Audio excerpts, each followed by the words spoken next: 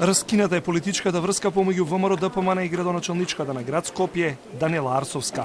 Ги соедини изборната поддршка, ги раздели билбордот со дискредитација на лидерот на ВМРО ДПМН Христијан Мицковски.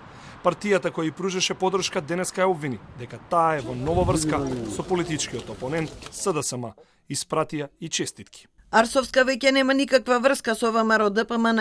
На здравје коалиција со антимакедонската и дезертерска СДС, која и плаќа билборди и спотови. СДС ги плаќа билбордите и видеата на Арсовска, коалиција дезертерска темелена на уцени и бизнис интереси. Не поминаа неколку дена, се покажаа вистинските мотиви на Арсовска. Тајните средби со дезертерот Ковачевски и Зечевич имаат ефект. Тие и ги плаќаат билбордите низ Скопје за политичка пропаганда.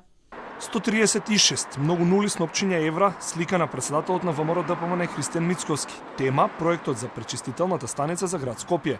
Но зад оваа црна кампања на улиците низ Скопје не стои Арсовска.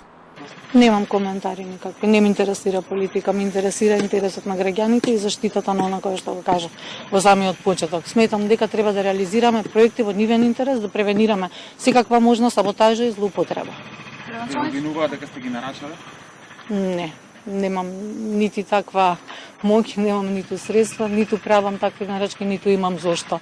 Прашан одново вели дека не е играч на експримерот Никола Груевски, ниту пак има мислење за него. Се повика на довербата и очекувањата на скопјани кои ја гласале и уверува дека проектите кои ги започнале, а не довршиле доскорешните директори, нема да пропаднат. И овие директори се вршители на должности кои што доколку не испорачаат или пак доколку испорачуваат нешто спротивно на онаа доверба која што им била дадена од граѓаните, не верувам дека треба да бидат заштитени. Црната кампања со билборди ја прелија чашата претходно следени за оставки и разрешување на директори кои доаѓаат од редовите на ВМРО ДПМН, партија која има претседател, но и мнозинство во Советот на град Скопје, каде што се носат сите одлуки.